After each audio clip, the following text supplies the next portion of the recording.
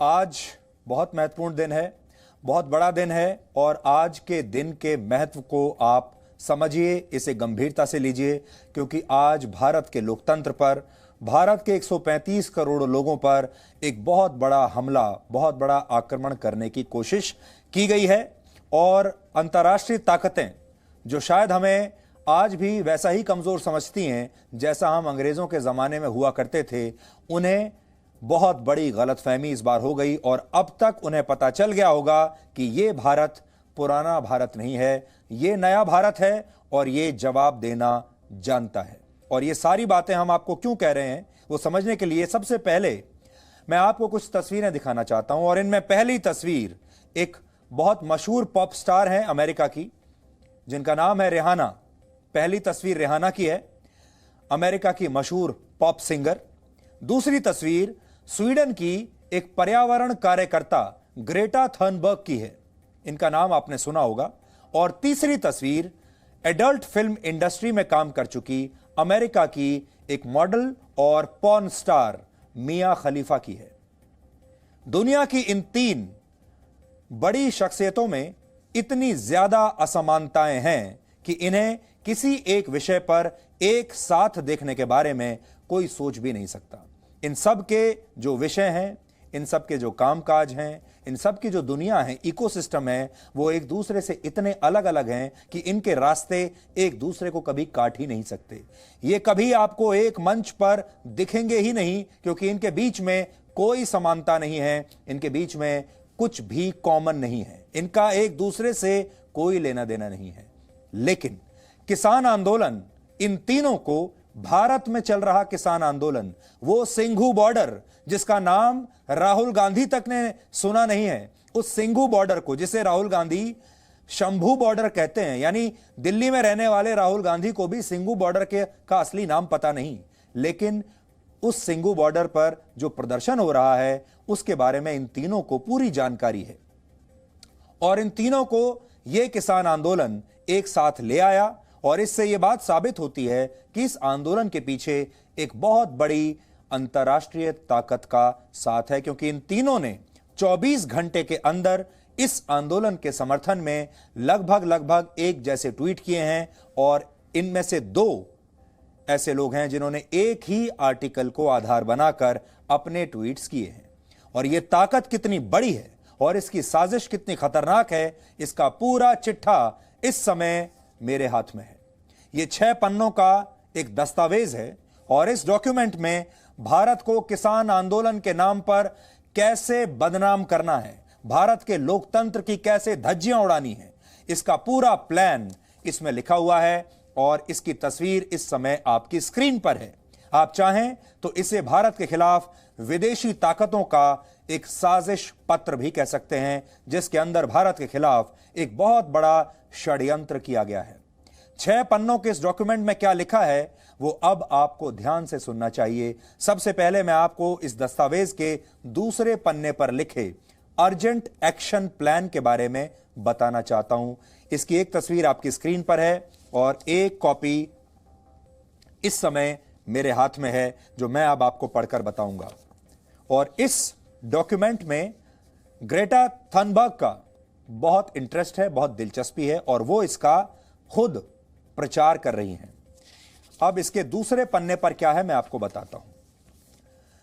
इसमें लिखा है कि 4 और 5 फरवरी को, यानी कल और परसों, 4 और 5 फरवरी को, तिथि आप नोट कर लीजिए, आज 4 और 5 फरवरी को एक बहुत बड़ा ट्विटर अभियान चलाया जाएगा और यह अभियान ट्विटर स्टॉर्म के नाम से होगा। ट्विटर स्टॉर्म मतलब ट्विटर पर आने वाली आंधी। और इसके बाद लिखा है कि 13 और 14 फरवरी को विदेशों में भारतीय दूतावास और सरकारी संस्थानों के आसपास बड़े बड़े विरोध प्रदर्शन किए जाएंगे, यानी यह भी पहले से तय कर लिया गया है। अब थोड़ा सा मैं आपको पढ़कर सुनाना चाहता हूं, देखिए। ऊपर लिखा है अर्जेंट एक्शंस। पहला पॉइंट है, सबसे पहला, Twitter storm on 4th and 5th Feb 2021 11 AM to 2 PM। देखिए टाइम भी लिखा है, 11 बजे से लेकर 2 बजे तक। और दूसरा पॉइंट है शेयर सॉलिडारिटी, फोटो और वीडियो मैसेज बाय ईमेल, एक ईमेल खास तौर पर बनाया गया है, उस ईमेल का एड्रेस है scrapfarmacts@gmail.com। और इसमें लिखा है कि अपने ये जो फोटो हैं, वीडियो मैसेज हैं और मेल्स आप इस ईमेल एड्रेस पर भेजिए 5 फरवरी तक या लेटेस्ट 6 फरवरी तक। ये सॉलिडेरिटी मैसेजेस हैं जो प्रदर्शन कर रहे किसानों के लिए भेजे जाएंगे। इसके बाद प्रायर एक्शंस में लिखा है शेयर सॉलिडेरिटी फोटो और वीडियो मैसेजेस बाय ईमेल, जो मैंने आपको अभी पढ़कर बताया। और यह पुराना है, इसमें लिखा है कि 25 जनवरी तक आप इसको भेज दीजिए, क्योंकि 26 जनवरी की प्लानिंग चल रही थी। फिर दूसरा पॉइंट है डिजिटल स्ट्राइक, इसके अंदर लिखा हुआ है, यानी डिजिटल तरीके से कैसे स्ट्राइक करनी है। हैशटैग है #AskIndiaWhy, video and photo messages on और बिफोर 26 जनवरी, यह लिखा है यहां पर। और आपने देखा होगा, इसीलिए 26 जनवरी को यह पूरा मुद्दा ट्रेंड कर रहा था। अब आपको समझ में आ गया कि जो कुछ आपने उस दिन टीवी पर देखा था हमारे गणतंत्र दिवस के दिन, वो एक बहुत बड़ी अंतर्राष्ट्रीय साजिश थी। और यह साजिश खुद ग्रेटा थनबर्ग अपने ट्विटर हैंडल से शेयर कर रही है। आगे देखिए, ट्वीट स्टॉर्म के बारे में लिखा है। ट्वीट स्टॉर्म होगा 23 जनवरी को 11:30 बजे के बाद, इसमें पूरा लिखा हुआ है। फिर एक जूम सेशन खास तौर पर ऑर्गेनाइज किया गया है, जिसमें आप अपने सवाल पूछ सकते हैं। और उसमें आप पूछ सकते हैं अलग अलग रिप्रेजेंटेटिव से, अगर आपके मन में इसे लेकर कोई भी सवाल है। और आगे यह भी लिखा है, we will be happy to organise another session, write to us at scrapfarmacts@gmail.com, इसके अंदर लिखा हुआ है। फिर है फिजिकल एक्शंस, देखिए, near Indian embassies, government offices, media houses और इवन एक और खास बात, Adani and Ambani offices globally 26 जनवरी, यहां लिखा हुआ है। मैं आपको दिखा देता हूं और करीब से भी। इसमें लिखा है यह फिजिकल एक्शन होगा 26 जनवरी को, जिसमें दुनिया भर में भारतीय दूतावास होंगे, सरकारी दफ्तर होंगे, मीडिया हाउसेज होंगे। और यह भी लिखा है कि अडानी और अंबानी के अगर कोई दफ्तर हैं तो वहां पर भी आप धरना प्रदर्शन और हिंसा कर सकते हैं। फिर अगला पॉइंट है, वॉच आउट और ज्वाइन द फार्मर्स मार्च और parade, a first of its kind into Delhi and back to the borders on 26 जनवरी। इसमें यह भी लिखा है कि 26 जनवरी को किसानों का जो मार्च या परेड होने वाली है, जो कि अपने किस्म की पहली परेड है दुनिया की, उसे आप ज्वाइन कर सकते हैं 26 जनवरी को, यह इसके अंदर लिखा हुआ है। अब आप सोच लीजिए, और यह डॉक्यूमेंट देश में नहीं बना, देश के बाहर बना है, और इसे शेयर कर रही हैं ग्रेटा थनबर्ग, जो वही कार्यकर्ता जिनके बारे में बहुत सारे लोग कहते हैं कि इन्हें नोबेल पीस प्राइज मिलना चाहिए। अब मैं इसका कवर आपको दिखाना चाहता हूं, ये कवर, और स्क्रीन पर भी आपको ये कवर दिखाता हूं। देखिए इस पर क्या लिखा है। कवर का जो पेज है, इसमें हैशटैग दिया है आस्क इंडिया वाई, ये हैशटैग है। फिर लिखा है global farmers strike first wave, will you be part of the largest protest in human history. ये पूछ रहे हैं लोगों से, will you be part of the largest protest in human history, यानी मानव इतिहास का सबसे बड़ा प्रोटेस्ट, सबसे बड़ा आंदोलन। और लोगों से आह्वान किया गया है कि क्या आप इसका हिस्सा बनेंगे। और फिर आप जो आगे पढ़ेंगे तो हैरान रह जाएंगे कि ग्रेटा थनबर्ग के विचार हमारे देश के बारे में क्या है। देखिए, फिर लिखा है to stand up against India's failing democracy. फिर से सुन लीजिए, to stand up against India's failing democracy at the behest of the fascistic ruling party RSS BJP, to stand up against unregulated corporatization of the farming sector। ये पूरा इसका theme है और ये इसका शीर्षक है जो यहां पर लिखा हुआ है। सबसे बड़ी बात यह है, इसमें यह लिखा है कि भारत में लोकतंत्र फेल हो रहा है और उसके पीछे एक फासीवादी ताकत है जो रूलिंग पार्टी आरएसएस और बीजेपी, इसमें यह कहकर लिखा गया है। इससे आप यह अंदाजा लगा सकते हैं, आप जानते हैं पूरी दुनिया की जो लोकतांत्रिक देश हैं अब धीरे धीरे कमजोर हो रहे हैं। अमेरिका में क्या हुआ आपने देख लिया।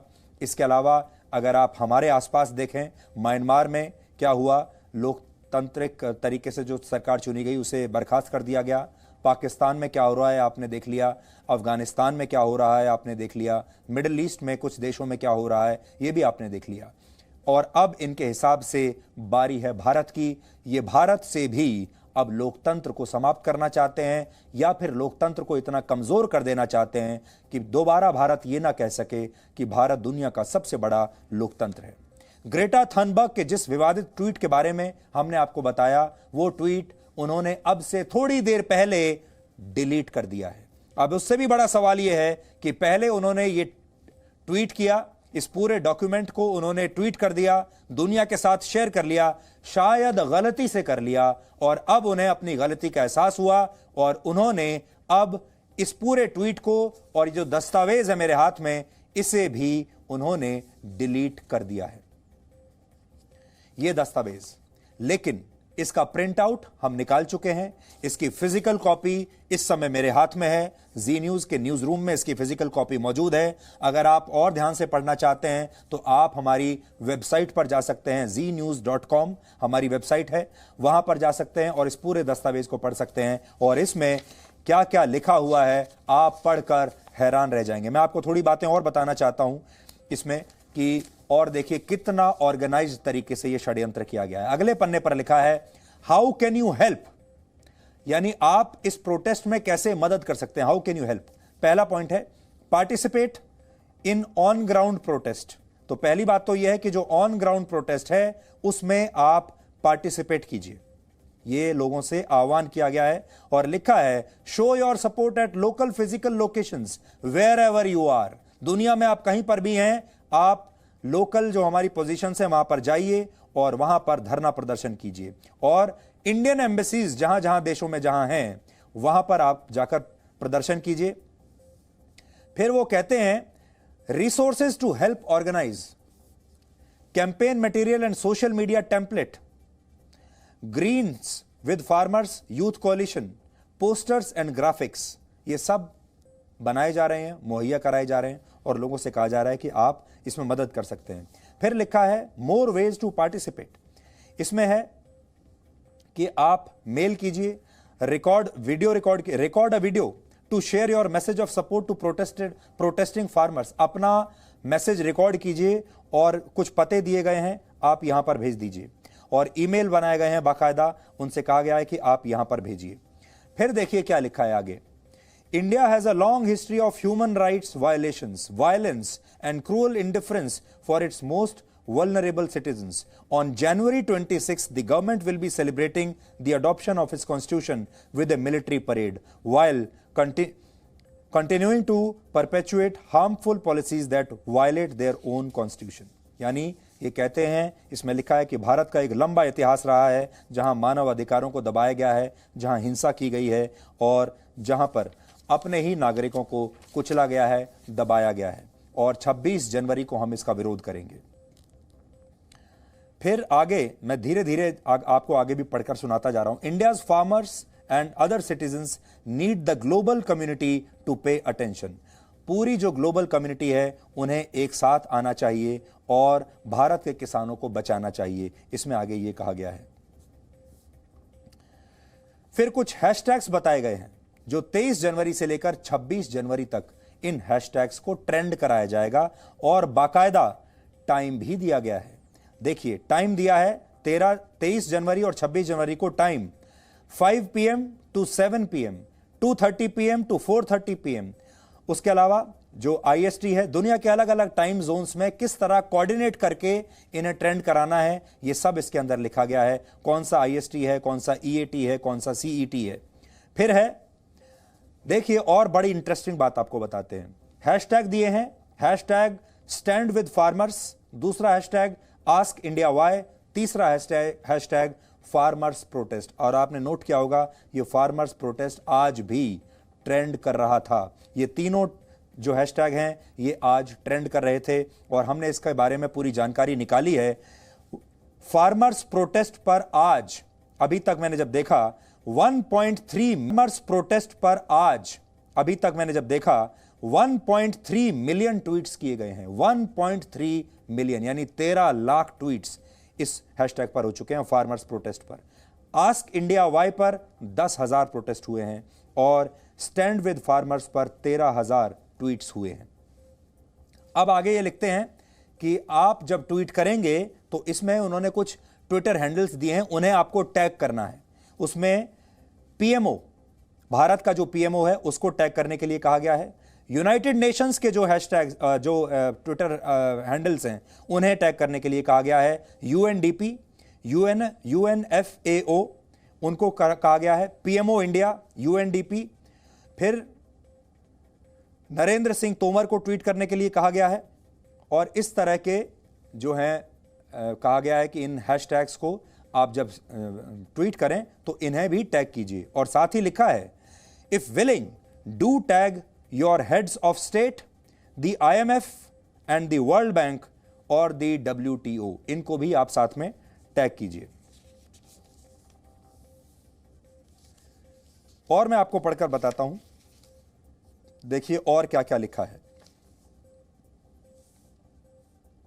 जो पिटीशन है उसके बारे में थोड़ा और एक्सप्लेन किया है इन्होंने। फिर लिखा है, petition to UN freedom to express dissent is a key pillar of democracy. सबसे खास बात अब आगे आपको पढ़ने को मिलेगी। इसमें लिखा है, UK MPs यानी यूनाइटेड किंगडम के जो MPs हैं, they are being asked to act now to support India's farmers in 2 ways, जिसमें लिखा हुआ है कि कैसे वहां पर revise the UK approach to aid to India, यह भी लिखा है। और यह भी लिखा है, stop exports of pesticides banned in the UK to India. और यह कहा गया है कि ब्रिटेन के जो सांसद हैं उनसे हम लगातार बात कर रहे हैं और उनसे भी हम कह रहे हैं कि आप भी इसमें शामिल हो जाइए। तो अब आपने ये देख लिया कि कैसे ये इतनी बड़ी अंतर्राष्ट्रीय साजिश है, जिसमें आपसे कहा गया है कि आप दुनिया के किसी भी कोने में बैठे हैं वहां पर आपको भारतीय दूतावास को घेरना है। कैसे आपको सोशल मीडिया पर भारत के खिलाफ ट्वीट्स करने हैं, क्या हैशटैग देना है, सब कुछ प्लान्ड तरीके से हो रहा है। अब देखिए, जो इसमें लिखा हुआ है कि ब्रिटेन के सांसदों से हम बात कर रहे हैं और उनकी भी मदद ले रहे हैं, वो आपको यहां दिखाई देगा। ब्रिटेन की एक सांसद है जिनका नाम है क्लॉडिया वेब। क्लॉडिया वेब ने ट्विटर पर यह दावा किया है कि भारत में लाए गए कृषि कानूनों के खिलाफ वो 1 लाख हस्ताक्षर इकट्ठा कर चुकी हैं और अब ब्रिटेन की संसद में भी इस पर बहस होगी। यानी ब्रिटेन की संसद में अब किसानों के बारे में बहस होगी। यानी भारत के खिलाफ जो विदेशी ताकतें काम कर रही हैं वो अब धीरे धीरे एक्सपोज होने लगी हैं। ब्रिटेन में यह नियम है कि अगर किसी भी मुद्दे पर 1 लाख से ज्यादा लोग जुड़ते हैं और अपना हस्ताक्षर वहां पर दे देते हैं तो इस पर वहां की संसद में बहस कराना अनिवार्य हो जाता है। वहां पर इस सिग्नेचर कैंपेन को गुरचरण सिंह नाम के एक व्यक्ति ने शुरू किया था और इस व्यक्ति ने ब्रिटेन की सरकार से भारत में किसानों की सुरक्षा और प्रेस की स्वतंत्रता को सुनिश्चित करने की मांग की थी। कुल मिलाकर भारत को बदनाम करने के लिए यह ऑनलाइन कैंपेन शुरू किया गया था और 1 लाख हस्ताक्षर वहां पर जुटा लिए गए हैं और अब वो ये कहते हैं कि ब्रिटेन की संसद में भारत के किसानों के बारे में अब वहां पर चर्चा होगी। प्रेस के स्वतंत्रता पर भी वो बात कर रहे हैं क्योंकि उनके जो हिमायती पत्रकार हैं हमारे देश में, आप भी कई चैनलों पर उन्हें देखते होंगे, आपको याद होगा ये सारे हिमायती पत्रकार जो दरबारी पत्रकार हैं ये सब इसी रोड मैप के हिसाब से चल रहे हैं। इसी रोड मैप के हिसाब से, इन्हीं हैशटैग के हिसाब से वो भी ट्वीट कर रहे हैं। फेक न्यूज़ ट्वीट की जा रही हैं और अब उनमें से कुछ के खिलाफ FIR भी हो चुकी हैं। तो उन्हें बचाने के लिए भी इनके जो बाहर के इनके समर्थक हैं अब वो मुहिम चला रहे हैं कि हमारे लोगों को, हमारे वाले पत्रकारों को वहां परेशान किया जा रहा है और अब वो फेक न्यूज़ नहीं फैला पा रहे हैं। भारत के खिलाफ चलाए जा रहे इंटरनेशनल प्रोपेगेंडा पर भारत के विदेश मंत्री S जयशंकर ने भी आज एक ट्वीट किया है और उन्होंने लिखा है कि भारत को निशाना बनाकर चलाए जा रहे अभियान कभी सफल नहीं होंगे। हमें खुद पर विश्वास है, हम अपने दम पर खड़े रहेंगे, भारत इस साजिश को कामयाब होने नहीं देगा, ये उन्होंने लिखा है।